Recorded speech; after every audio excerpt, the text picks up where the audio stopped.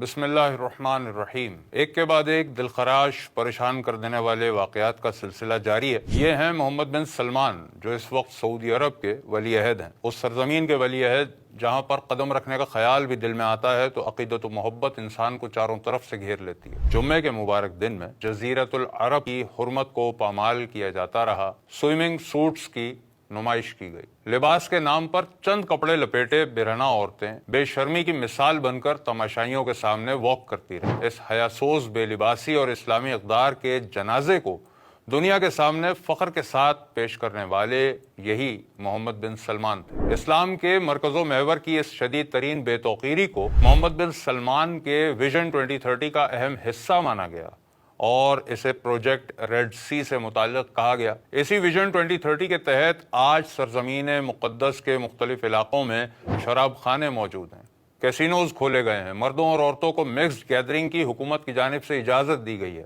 Night clubs بنائے گئے ہیں جہاں ہر گناہ کو لیگل حیثیت حاصل ہے۔ اور یہ سب کرنے کے پیچھے مقصد کیا ہے؟ سعودی عرب کو ماڈرن بنانا ہے، نیشنل انکم کو آئل سے ہٹا کر دوسرے ذرائع سے پیدا کرنا ہے، ملک کو ترقی دینا ہے، دنیا بھر کے لوگوں کے لیے ماڈرن سعودی عرب کو ٹورزم اور ماڈرن کلچر کا سینٹر بنانا ہے۔ إن أوروبا الجديدة هي الشرق الأوسط. کتاب العریب قرآن مجید میں اللہ فرماتا ہے کہ شیطان تمہیں محتاجی کا ڈر دلاتا ہے اور بے حیائی کا حکم دیتا ہے، اور اللہ تم سے وعدہ فرماتا ہے بخشش اور فضل کا، اور اللہ وسعت والا اور علم والا ہے۔ لیکن یہاں یہ بدنصیب اللہ کے فضل کو ٹھکرا کر شیطان کے حکم کو مانتے ہوئے سرزمین مقدس کے حصوں میں بے حیائی پھیلا رہے ہیں۔ حج و عمرے کو تو سعودی خاندان کئی دہائیوں سے صرف ایک سورس آف انکم کے طور پہ دیکھتا آیا ہے۔ اب نیشنل انکم کے لیے صرف مسلمانوں کے آنے جانے سے شاید کام نہیں بنے گا، دنیا بھر کے لوگ آنے چاہیے، اور جب وہ آئیں تو ان کے لیے ہر وہ چیز موجود ہونی چاہیے جو وہ چاہتے ہیں، چاہے اس کے لیے مرکز اسلام اور مقدسات اسلام بلکہ خود حرمین طیبین کی عزت و حرمت کو بیچنا پڑے۔ اور پھر غیر مسلم ہی کیوں، جب شراب و شباب سے ہی آمدنی ہونی ہے تو مسلمانوں کو بھی یہ سب بیچا جائے، اصل چیز تو کمائی ہے۔ فرانس سمیت ساری دنیا کی نیوز میں شرم و حیا کے اس قتل اور مقدس سرزمین کی بدترین توہین کو ہسٹورک یعنی تاریخی موقع قرار دیا گیا ہے۔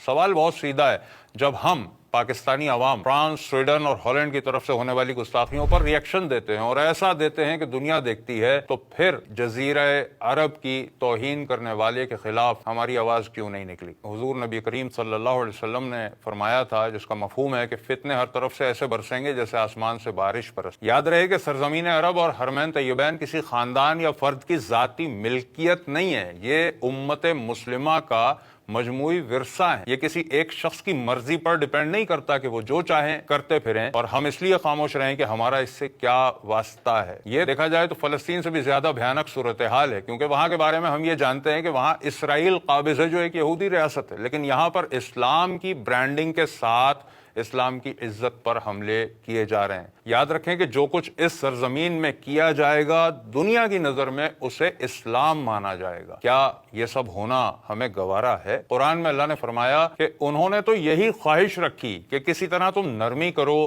تو وہ بھی نرم پڑ جائیں، اور یہاں پر شیطان کے کچھ پیروکار نرم پڑتے ہی چلے جا رہے ہیں۔ اس بے شرمی پر سب خاموش، دل میں اللہ کا ڈر ہی پیدا نہیں ہوتا۔ اور اب اصل سوال تو علماء سے، ہر مسلک کے وہ عالم جن کے پیچھے چلنے والوں کی تعداد لاکھوں اور کروڑوں میں ہے، اور ان میں بھی سب سے پہلے وہ جو خود کو اہل حدیث کہلواتے، جو سعودی عرب کے سب سے زیادہ نزدیک رہے ہیں، وہاں سے پیسہ لے کر اپنے مدارس مساجد بناتے رہے ہیں، ان کی غیرت نے یہ سب کچھ کیسے گوارا کیا؟ مسلک اہل حدیث سے سوال کرنا جینوئنلی اس لیے بھی بنتا ہے کیونکہ وہ سعودی عرب کے دین کو دنیا کے سامنے مثال بنا کر پیش کرتے رہے ہیں، تو اب سعودی عرب کی جو شکل سامنے آ رہی ہے اس پر خاموش رہنا نہیں بنتا۔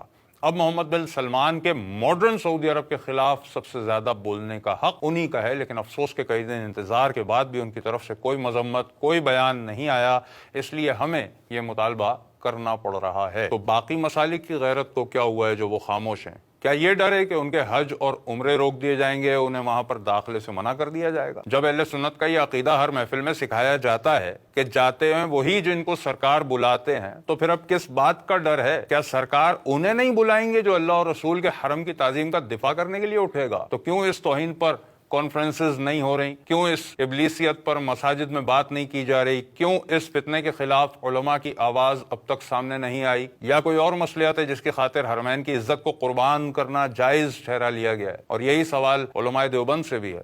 خالص اللہ کے دین کی بات کرنے والے اللہ اور رسول کے گھر کی اس پامالی پر چپ کیوں ہیں؟ جواب دیا جائے کہ کیا ننگی عورتیں، چلتے ہوئے شراب خانے، قمار بازی کے اڈے اور ماڈرن ازم اسلام کے مرکز کی نئی پہچان بننے والی ہے؟ کیا ہم اپنی اولادوں کو اس سرزمین کی روحانیت دکھا پائیں گے جس نے ہمیشہ کافروں کو مسلمان کیا ہے؟ یا پھر محمد بن سلمان اور سعودی خاندان ہمارے دینی مرکز کی شناخت چھین کر اسے ماڈرن ٹورزم کے لیے ایک ایسی سائٹ بنا دیں گے جہاں جانے والا بجائے گناہوں سے پاک ہو کر لوٹنے کے اللہ کے عذاب کا مزید حقدار ہو کر لوٹے گا؟ جواب چاہیے۔